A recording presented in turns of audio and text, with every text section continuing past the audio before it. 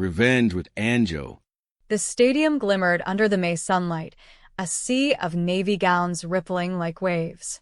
When Elara Morgan's name echoed through the speakers, master of data analytics, she lifted her head instinctively, scanning the crowd for familiar faces. The reserved for families section gleamed back at her, rows of empty metal seats catching the light. Not one person stood. Not her mother. Not her father. No one. She smiled for the camera anyway, diploma trembling in her hand, her cheeks aching from the effort. Around her, cheers and laughter bloomed like confetti. Students hugged parents, kissed siblings, and posed for photos under banners that read "Congratulations, graduates." Elara lingered at the edge of another family celebration, pretending to be part of the frame, her smile shrinking each time the camera flashed. After the ceremony, she wandered the courtyard, pretending to scroll through her phone. Ruby, her classmate, spotted her. "You did it," Ruby squealed, pulling her close for a photo, while her parents cheered. "Where's your family?" "Running late?" she asked, glancing around. "Yeah," Elara lied, the words slipping out too easily. It wasn't the first lie she'd told to make her family sound normal. When the crowd began thinning, she walked to the parking lot, the air smelling faintly of popcorn and asphalt. Balloons bobbed over cars. Horns honked. She sat in her old Honda Civic, watching through the windshield as other families loaded flowers and gifts. For a fleeting second, she imagined her mother waving, her father holding a bouquet, her sister giggling in glitter sneakers. Then the image vanished. She shouldn't have been surprised. They'd missed her college graduation too. That time, her mother had said Ava had finals. Her father hadn't even called. It was always something, some reason that made sense only to them. Growing up, Elara had treated love like it needed to be earned, something you worked for, not something you were given. At 16, she'd worn a brown coffee shop apron at dawn, serving cappuccinos to strangers while texting her mom, "Need anything before my shift?" The replies always came fast. "Ava's piano lessons are due. She has a trip next week. You're such a good sister." The first time her mom said, "You're our pride," Elara believed it. Now, she knew that pride had always been another word for convenience. When she got into graduate school, she told herself it would change everything. "Maybe now she'll see me," she'd whispered to her reflection, not just as the helper, but as her equal. For 2 years, she balanced night classes, data projects, and part-time jobs. She sent money home whenever they asked. She thought if she'd just achieved enough, they'd finally show up. But success, she would learn, could also become another resource to drain. 3 days after graduation, her phone buzzed. A text from her mother. "Need 200 for Ava's Sweet 16. No, congratulations. No, we're proud of you." Just digits and expectation. Elara stared at the message until her screen dimmed. Then she opened her banking app, typed $1, added the note, "Congrats," and hit send. For a long moment, she sat staring at the confirmation sent. Then she opened her drawer, pulled out the spare key her mother had insisted on keeping for emergencies, and dropped it into the trash. That night, she called a locksmith. The man arrived with quiet footsteps and tools that jingled like wind chimes.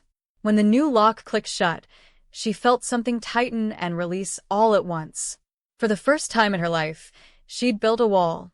One that didn't make her cruel, just safe. The next morning, sunlight spilled through her small apartment.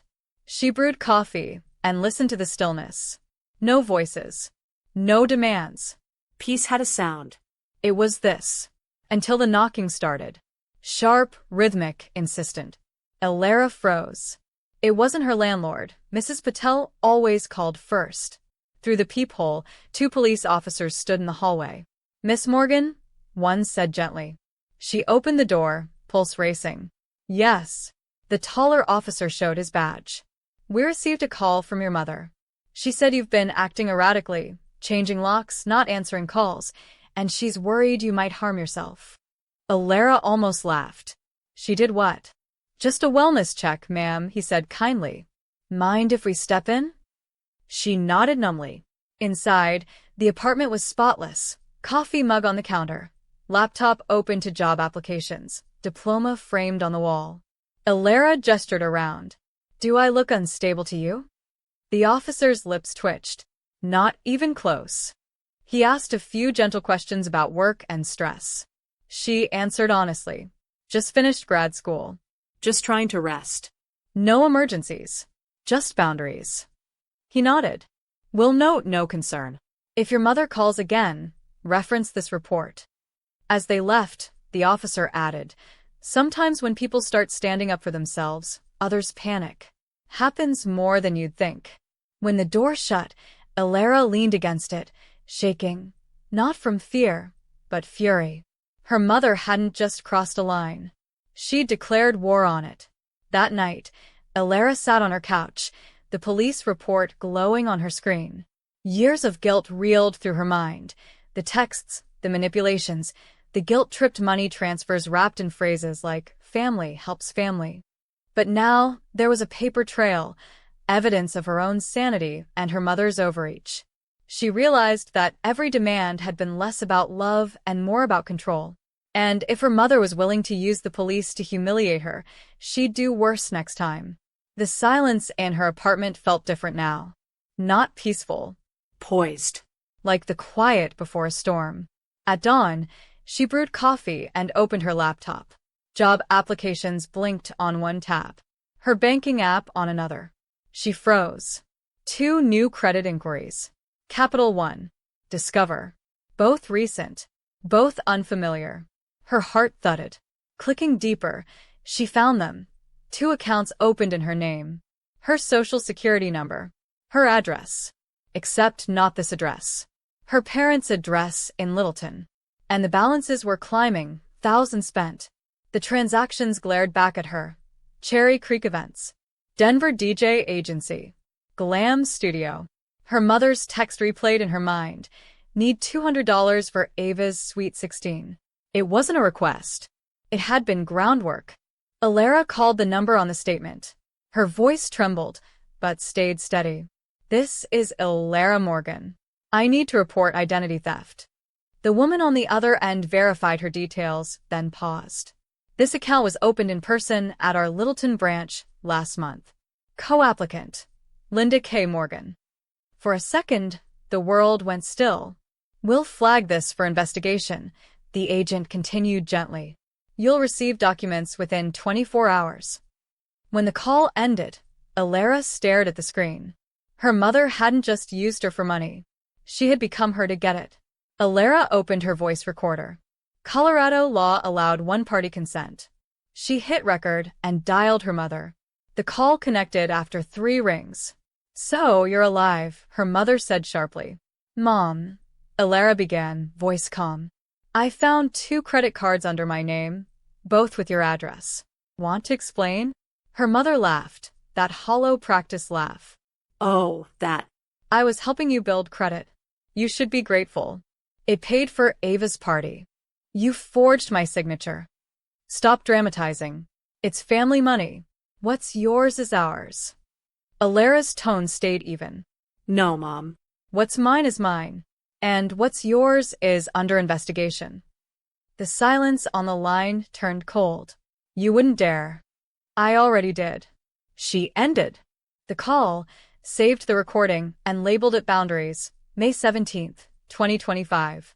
Outside, sunlight spilled across her floor, catching her diploma and the new lock on the door. 2 symbols of her independence. For the first time, she felt protected by her own choices. Later that afternoon, she received an email from Capital One confirming the fraud case. They would cooperate with law enforcement.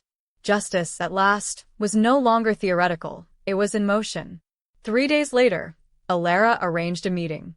A diner in Highlands Ranch, neutral ground, public, quiet enough to talk but loud enough that no one could raise their voice.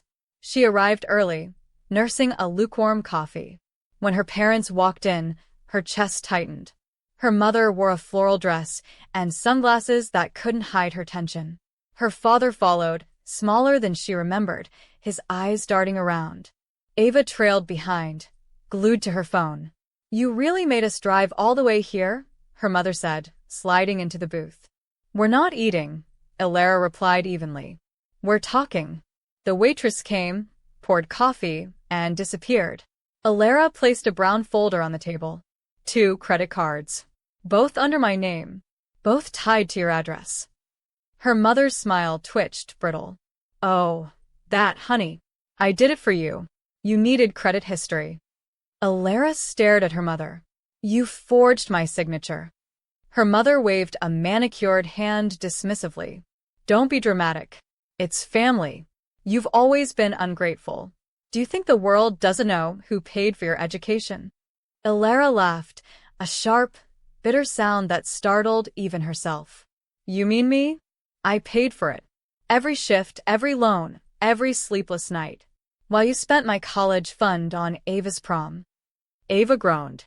"Here we go again." Elara turned to her. "That silver dress you wore? Paid for with a credit card in my name. Hope it sparkled." Ava's fingers froze above her screen. "Mom said you agreed," she whispered. "Enough," her mother snapped. "You don't talk to your sister like that." Elara's voice softened, quieter now. "You used my identity, Mom. You called the police because I changed my locks. You tried to make me look unstable just to stay in control. That ends today." Her father sighed, rubbing his temple. "Sweetheart, your mother just got carried away. Let's not blow this up. We can fix it privately." Elara pushed the folder toward him. "There's no fixing this privately. The bank already knows. There's an open investigation." The color drained from her mother's face. "You did what?" "I reported it," Elara said, steady and calm. "The fraud. The accounts are frozen. They have your signature, your phone number, your address.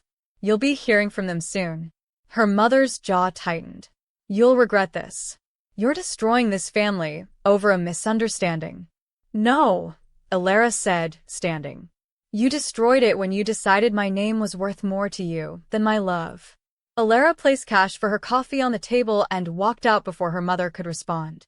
The bell above the diner door jingled faintly as she stepped into the rain. She sat in her car, gripping the steering wheel, watching raindrops race each other down the windshield. Her hands trembled, but not from fear, from release. For years, she had begged for love that came with conditions. Now, she'd traded it for freedom that came with peace. Outside, lightning flashed. Inside, she whispered to her reflection in the mirror, "No more guilt." For the first time, the silence that followed didn't feel empty. It felt earned. That night, the city pulsed with music. Downtown Denver glittered in purple and gold. Ava's Sweet 16, the event Elara had unwillingly funded, was in full swing at Cherry Creek Events Hall. Elara wasn't invited, but she didn't need to be. At 8:45 p.m., her phone buzzed. A call from an unfamiliar number. "Miss Morgan," a woman's voice said crisply. "This is Lauren Stein from Capital One. The bank has escalated your fraud report. We've coordinated with local law enforcement to verify ongoing transactions at Cherry Creek Events. You're not required to attend, but we wanted to inform you." Elara blinked. "You're sending police to the venue?" "Yes, ma'am. Standard fraud protocol." "Thank you," Elara said softly. "For everything." She hung up, staring out at the city lights flickering like nerves under glass. 40 minutes later, her phone buzzed again. A text from Ava. "Are you insane? The police just showed up." The DJ stopped. Everyone's staring. Mom's freaking out. Then another. "They're saying your name. The banker said your name. What did you do?" Elara read the messages slowly, her thumb hovering over the screen, but she didn't reply. Instead, she placed her phone face down on the table and closed her eyes. She had spent years cleaning up their messes. This time, they could stand in their own.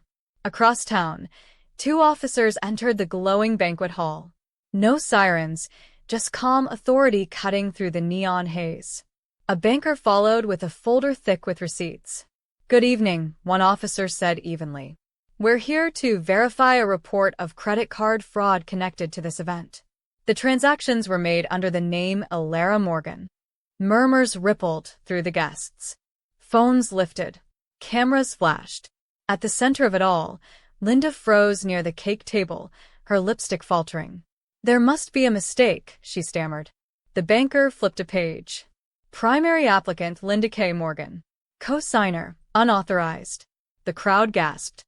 "Isn't that her daughter's name?" someone whispered. Ava's phone slipped from her hand. The officer's tones remained professional. "We're not making arrests tonight. We're just documenting for the investigation." But their calm made the humiliation worse. The banker read aloud transaction after transaction, catering, decor, photography, all tied to Elara's stolen credit. The once proud hall grew eerily quiet, the hum of the music dying mid-beat. Ava whispered, "Mom, what did you do?" Linda's face hardened. "I did it for us," she hissed. "For family." "Family doesn't steal," Ava muttered. Cameras flashed again, this time not for celebration but spectacle. By the time the officers packed their files, the DJ had unplugged his set.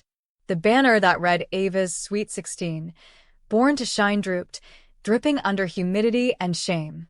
Rain started to fall as the guests left in whispers. Linda stood under the awning, clutching her purse like a shield. Her husband hovered behind her, expression hollow. Ava wiped mascara streaks from her cheeks. The family's picture-perfect image, the one they'd spent years protecting, had shattered publicly and irreversibly. As Linda looked out at the parking lot flashing with police lights, she realized her daughter had become the one thing she couldn't control.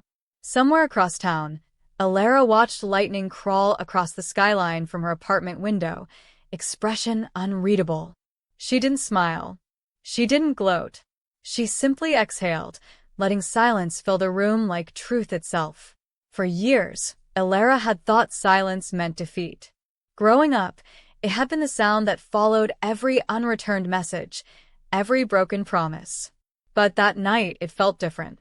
It wasn't emptiness. It was victory, quiet, unshakable, complete. She wrapped a blanket around herself, tea steaming on the table beside her, and let the city's muted hum fade into the background. Justice didn't always arrive with noise or applause. Sometimes it whispered. 3 days later, the storm had passed, but its aftermath lingered. An email arrived from Capital. 1. Fraud investigation resolved. Primary applicant Linda K. Morgan has acknowledged unauthorized use and agreed to repay $8,412 in full.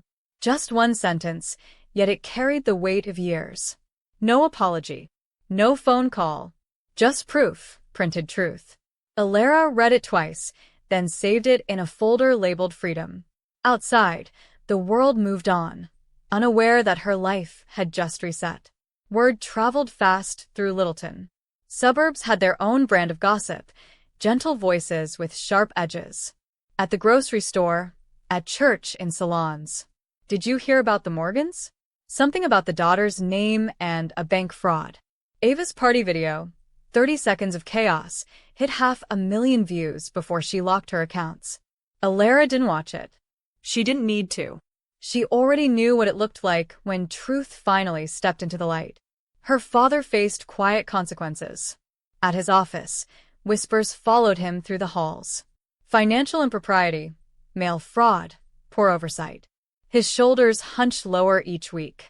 Linda withdrew from friends, her phone forever face down. Ava stopped posting selfies, her online sparkle replaced by silence.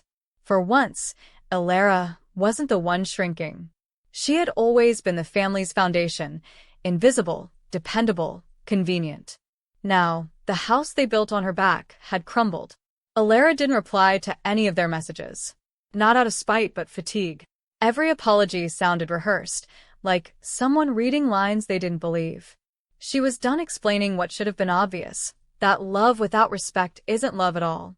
She filed her FTC report, froze her credit, and closed every account her mother had ever touched. Then she printed the confirmation letter and pinned it on her wall, right beside her diploma and the locksmith's receipt. 3 papers side by side. Proof of effort.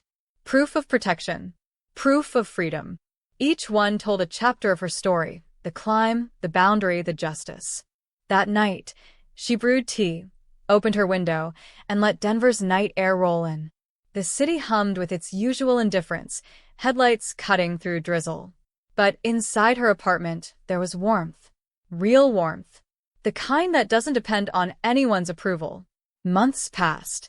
Summer turned to autumn, and the city traded its heat for gold. Elara started her new job at Nova Data Labs, a modest but growing analytics firm with clean glass walls and good people. On her first day, her manager, Trent Lawson, shook her hand. "We're lucky to have you," he said genuinely. And for once, she believed it. The office buzzed with quiet focus, the kind of energy that came from people who respected boundaries, not exploited them. She rented a small studio downtown, high ceilings, creaky floors, a balcony overlooking a row of maples that turned bronze in October. It wasn't much, but it was hers. No shared keys. No unannounced visitors. Just space she could breathe in. Each morning, she walked to work with coffee in hand, passing bakeries and bookstores. Sometimes, she'd see families laughing together and feel a small ache. But it wasn't the old kind of pain. It was acceptance that she couldn't rewrite her past, only author her piece. One Friday afternoon, a coworker named Lila leaned over their shared desk. "So, big weekend plans?" she asked. Elara smiled faintly. Laundry. "Groceries. Maybe sleeping in." Lila grinned. "Sounds like paradise." They laughed, and Elara realized how rare that feeling had been, unforced, simple joy. It wasn't about being celebrated anymore. It was about being understood. That evening, Elara stopped by a thrift shop and found a small shadow box.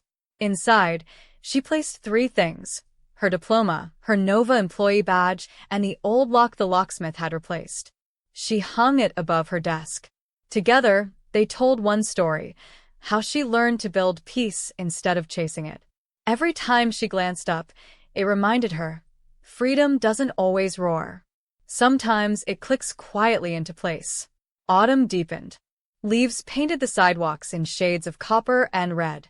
One evening, as she walked home under streetlights, her phone buzzed with a message from Ava. "I'm sorry, Elara. For everything. Mom's been different. I think she's scared. I just wanted you to know I miss you." Elara stopped mid-step. For a long moment, she didn't know what to say.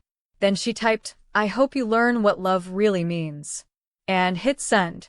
That night, she sat by her window, city lights flickering below. She thought of the girl she used to be, the one who begged to be seen, who mistook sacrifice for connection. That version of her had built a bridge to everyone but herself. Now, she'd learned that sometimes love isn't about holding on. It's about letting go, even if it's family you're walking away from. Months later, on a quiet Saturday, Elara attended another graduation, this time as a guest. She clapped for a former classmate crossing the stage, her heart full instead of hollow. When the crowd cheered, she smiled genuinely. There were no missing faces haunting her this time, no empty seats reserved for ghosts. Only possibility. A stranger sitting beside her whispered, "Whose family are you with?" Elara smiled softly. "My own," she said, placing a hand on her chest. As the ceremony ended, the sun dipped low, casting golden light across the field. Elara walked out slowly, diploma programs fluttering around her like confetti. She looked up at the sky and whispered, "I made it." Not to anyone else. To herself. For the first time, silence didn't mean absence. It meant arrival, the quiet kind of triumph that doesn't need applause. And somewhere deep within her, she knew she would never again apologize for choosing peace over permission. If you value stories of respect, dignity, and justice, please subscribe. It means more than